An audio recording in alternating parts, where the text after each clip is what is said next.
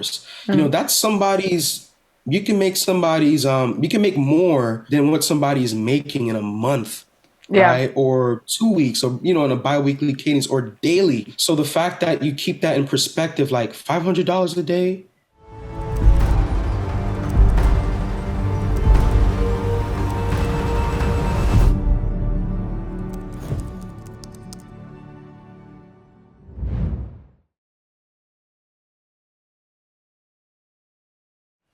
Hello, everyone, and welcome back to another TFT interview. Today, I'm joined by Dietric, who comes from New York. Welcome, Dietric.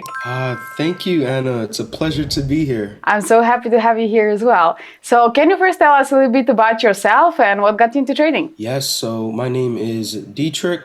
One interesting fact about me is that I'm heavily involved in ministry and church. So I love to serve people and serve the Lord. And part of the reason why I got into trading is to really not only provide for myself, but also I want to get into a path of ministry. So that can be the funds and money that's earned that can be used towards my future endeavors. So I got into trading in October 2020. I was introduced by IML. And I As just many other go ahead. traders. Yeah, as many other traders. We have so many traders that got introduced to trading from IML. Yeah, but in the midst of that experience, I decided to learn how to trade, and from there, the rest is history. Yeah. Wow. So nice. Can you tell us a little bit about the learning process? Like, did you learn everything by yourself, or you had mentors? What were the things that you struggled with the most? How did you work on those struggles? How did you overcome them? Yes, so during my first year of learning how to trade, one of the traders that really jump started of me understanding concepts and technical analysis is the trader called Swaggy C. Swaggy C, he is a huge psychological levels guy. And based on what I've learned from him, I've learned that trading strategy of psychological levels. So within the first year or so, the struggle was really understanding how to read the charts. Really understanding how to read the charts. So, I definitely struggled in that, trying to understand the strategy, and slowly but surely, I got to a point where I understand, and, and it's been, this particular strategy has really helped me. That's nice. So you didn't like hop from a strategy to strategy. You kind of found your strategy in your first year of trading. Yes. That's amazing. That's incredible. For me, that was not the case. Like, the hardest part for me was to find the strategy that I kind of felt that, okay, this is something that suits me. So when it comes to psychology, I know that we all struggle with psychology. How has your psychology improved, and what did you do to improve your psychology? Yes. So at first, my psychology was terrible in terms of the risk management component. There's this thing called revenge trading. So if I were to lose a trade, I'm like, okay, I'm gonna risk a lot more than the previous trading position, and hopefully I get back and make profit, recover from the losses and make a profit. And that quickly, man, that mindset quickly made me blow my account many times, lose so many challenges many times. But I think one of the things that I'm currently struggling from now, like the risk management component has improved over the last 2.5, 3 years. Yeah. But one of the things that I'm still learning is becoming more confident in my trades, right? I can have all the confluences of the world, but once you enter into the live markets, you're like, should I get out? So I find myself leaving trades very early, very early. Where if I could have, wait. for an extra couple of minutes, it would have reached my take profit zone. So that's one of the things that I'm currently working on, Mm-hmm. psychology wise. But I do see a improvement in risk management. Yeah, yeah, that's amazing. I mean, I can see that you are a very consistent trader since you're receiving like many payouts. And how do you manage to keep this consistency? What are the skills that you have to develop to become like consistent and disciplined? What were the things that you did? So because I have a live account, Mm-hmm. there's no need to rush. There's there's no need to rush into trade. So I'm learning that not every day is a trading day, and Mm-hmm. not every week you place a trade. So in other words, you're looking for quality setups. So that's one of my main objectives. When I look at the charts, look for quality setups. Also, to having a consistent risk management plan. Mm-hmm. You have to trade each position in a consistent lot size, a consistent stop loss. Of course, some of these things vary, but for the most part, it has to be consistent, because if you're risking 2% in one position and 3% and 1% and a half percent, it's gonna be very hard, right, to manage that account. Yeah, yeah. Did you use the same risk management on the challenges as you do on your live account, or you had another risk management on the challenges? Yes, so my risk management on the challenges, interestingly, is the same, Mm-hmm. essentially the same as the live account, but there's this the risk to reward ratio is slightly different. So on the challenges, I would go for much bigger risk to reward ratio Mm-hmm. because I wanted to pass the Yes, challenge. yeah, yeah. you know but in terms of the live, it's much smaller, so all I can do is consider like small daily gains, Mhm. because once you have that live account, there's no need to rush. Yeah, There's no need to really force trades. You just, once you're in profit, you make 2%. You're like, okay, that's good for 2 weeks. You just wait for yeah. another 2 weeks and you start all over. That's amazing. That's a really good characteristic that you have, because many people get too greedy and they want to like make as much money as possible as quick as possible, and that's what causes like what makes them to blow the accounts and to lose their funded accounts. They get too excited. They think, okay, now I have a funded account. Now I made it officially, and then they blow the account in 2 days, Yes. unfortunately. So that's a really good thing that you share. That you just make a certain amount and then you wait for your payout, and you're happy with that. So let's talk a little bit about the technical part. What kind of strategy do you use? And maybe you can share actually your screen and show us how you analyze the charts and an example of a trade that you would take. Absolutely. So my trading strategy is psychological levels. So for those who do not know what psychological levels are essentially nice rounded even numbers like 140 flat or 139 flat. And then you have mid psychological levels or mid levels, which is 138, 500, right?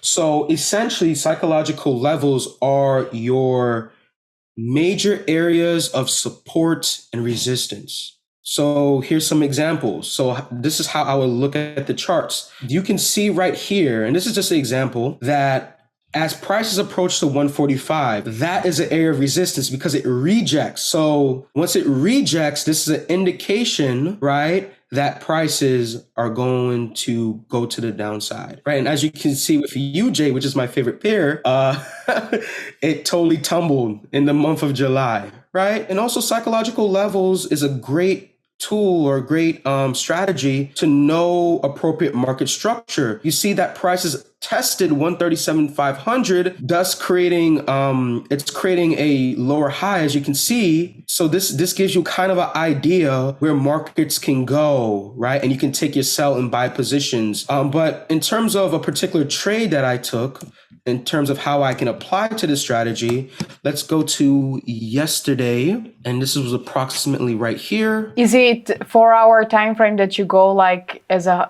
Do you do top down analysis from like daily, weekly, or you start from the 4 hour chart? I start from the 4 hour chart just to get a greater sense of where markets can go because I'm an intraday trader. So I can simply look at the 4 hour because the 4 hour, again, like with the psychological levels, you can see that this is an area of resistance. You see how it rejects off the 139 just like that. But in yesterday in particular, I decided to actually go for buys. Why is that? Because as you continue to drill down to the 5 minute, I actually took a position right approximately here and I moved my stop loss to the previous lower high. And I was aiming for 139,400 right approximately here. Sorry, the zoom camera is like, I have to move this to the side right approximately here. And this is where I got my take profit, right? So this is how I was able to win this trade. So psychological levels are essentially, your major areas of support and resistance. If you see that prices break the psychological area, retests and creates a lower high, just like what it does right here, you can enter off a trade and you can get your 1-2, 1-3, 1-4 risk to reward ratio, or you can simply have your take profit at another psychological level. Yeah. Yeah.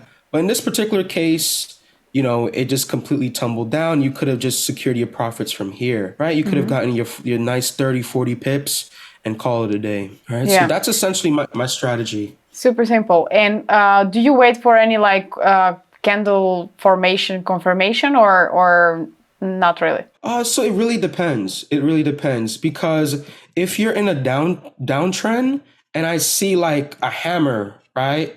And I see a hammer that's approaching to a psychological level, then that gives me an indication that prices are going to go to the upside. So if I see like candlestick formations like a hammer or any reversal candlesticks, evening star, morning star, etc., then that can give me the indication. But for the most part, I simply look at as prices approach a psychological level, there has to be a break, retest, and then you enter, right? You set your stop loss in the previous low and you just put your take profit to the next psychological level.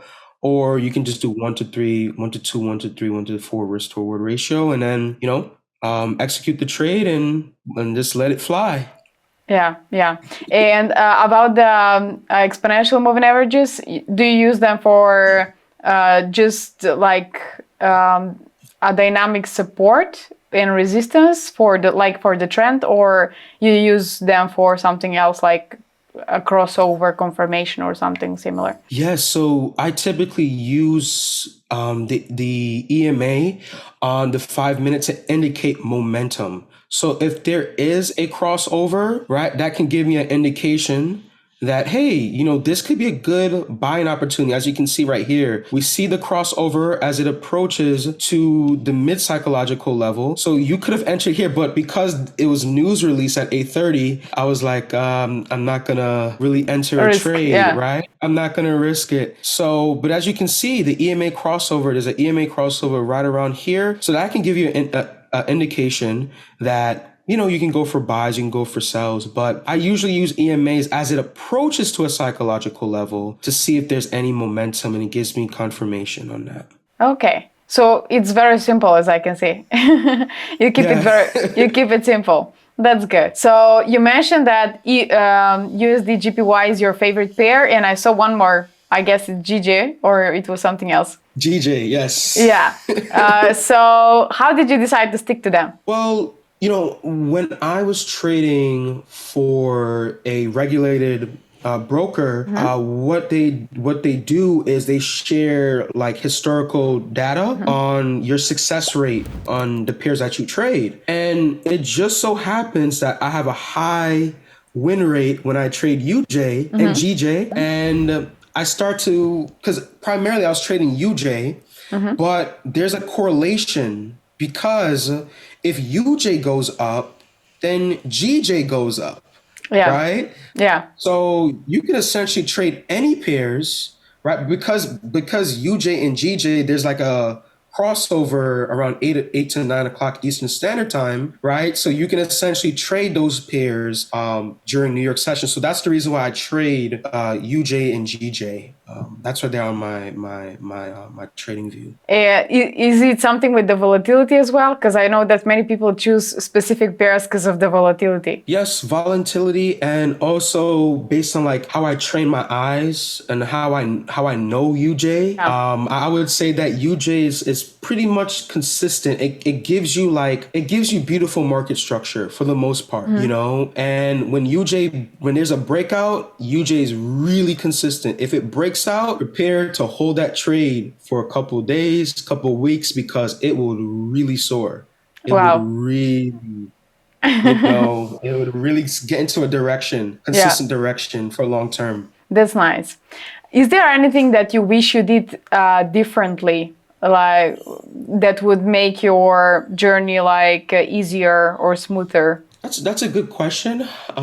I would say I wouldn't I would say that there's nothing that I could have done to make my journey easier, smoother, because sometimes learning the hard way of losing, because trading, it exposes how impatient you are. It exposes how greedy you are, right? So for the fact that it exposed me about myself in terms of how I should improve as an individual, how I should improve in terms of looking at the charts. I think it was a great learning lesson, and I don't regret, You and I wouldn't don't, change anything. yeah, I wouldn't change anything. That's amazing. How did trading change different aspects of your life, and what are the things that you realized about yourself?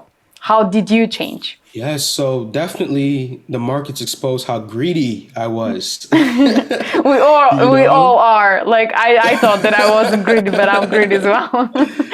Uh, yeah, it exposes me how greedy I was. And, sometimes, how can I explain it? It's like if you make $500, $1,000, like that's a lot of money to be made in one day, in a few hours. That's you can make more than what somebody is making in a month, Yeah, right? Or 2 weeks, or on a bi-weekly cadence, or daily. So the fact that you keep that in perspective, like $500 a day, $1,000 a day, that's way more than a lot of people was making, and making it in bi-weekly or even monthly. So, it's just keeping that in perspective, that this is a wonderful opportunity, that you can have a lot of free time.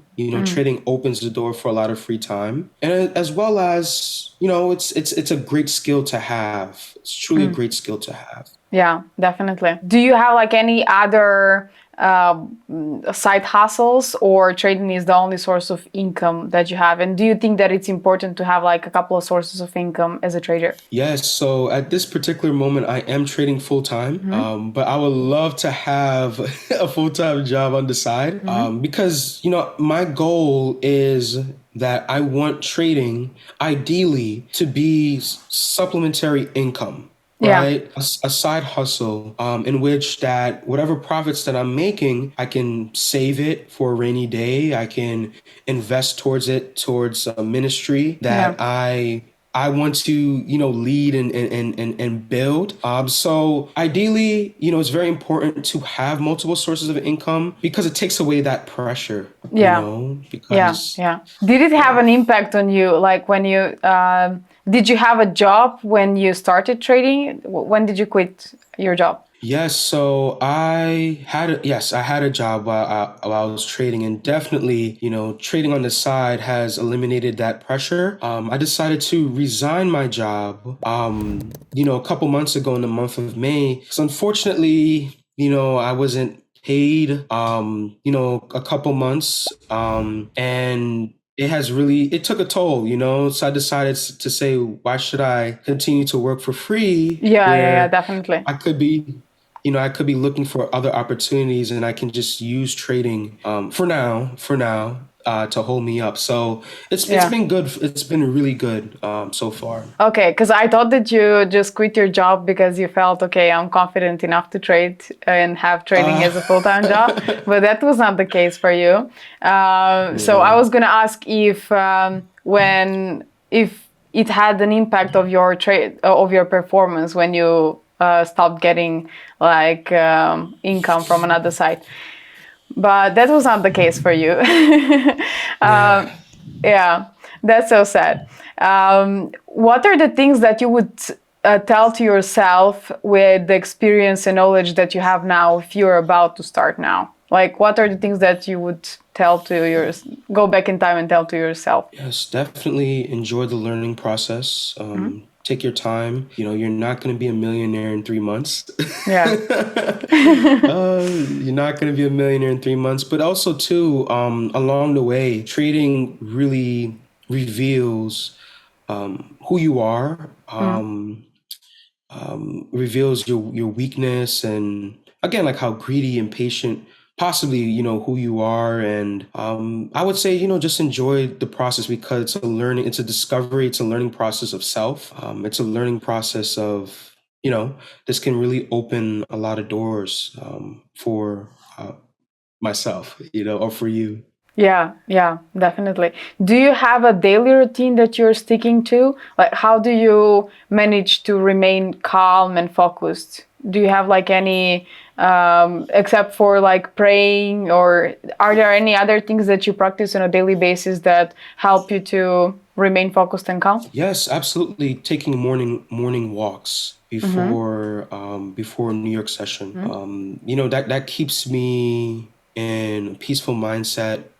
Takes away anxious thoughts of saying, okay, how my trading day would be like. Yeah. So taking morning walks really helped me. It really enhanced my trading. That's Yeah. really nice. Do you have a journal? Do you like journal your trades and your emotions? I don't have a physical journal, but Mm-hmm. I actually record, right? I do video journaling, Mm-hmm. and I just put on like an archive or somewhere, and revisit like my thoughts and my markups and my thoughts in terms of how I approach the trade. So I do video journaling. That's very interesting. So, how do you like evaluate your trading and your behavioral patterns with the video recording? Can you share a little bit with us how you use your journal to improve? Yes, so at first I do my markups. So I neatly put, my video archives in a folder, right? I Mm-hmm. use this extension called Loom, Mm-hmm. Loom, Yeah, yeah. in which I can do like screen recording. So I do my markups, I analyze the charts before New York session, and I share my thoughts, right? Mm-hmm. And then when I execute a trade, I sort of just, you know, leave it on, and I'm literally just talking and Mm-hmm. rationalizing and say, okay, I decided to get on this trade because what I see, it's a break, retest of a psychological level. Now it's time to enter. Oh, maybe it's not time to enter right now. Like I just share my thoughts Thoughts. as I Yeah. approach the markets. Yeah, so that's how I essentially document my trades. And then of course in live market conditions, when I execute a trade, again, going through my thoughts. And Yeah. then once it hits my take profit or stop loss, I kind of just see what's my initial reaction. Like, why do I react the way that I do, and Mm.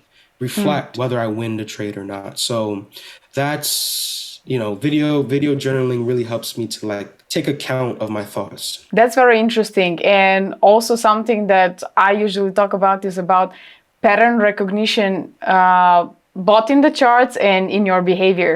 So, as I mentioned to you, like before we started with the interview, like I know the triggers. I know my triggers now. I know what usually leads to a mistake. So as soon as I recognize my triggers, I just distract myself with something else so that I won't make a mistake. So this is something that people can definitely start spotting by having a journal. Personally, I do record, but only on a weekly basis. I don't record on a daily basis. But I do have a journal, like a written journal. So I'm writing my thoughts, which is a lot of work, actually. I have to shift to recording as well. Yes. That's why I do video, because like when you write, it's just like, man, it's just, for me, it's like, it's just too much work. I mean, it is a lot of work, to be honest. Yeah. So I should shift to recording as well. Yeah. How did you find TFT and how is your experience with us? Yes, so I found TFT. Wow, I think it was through an ad on Instagram.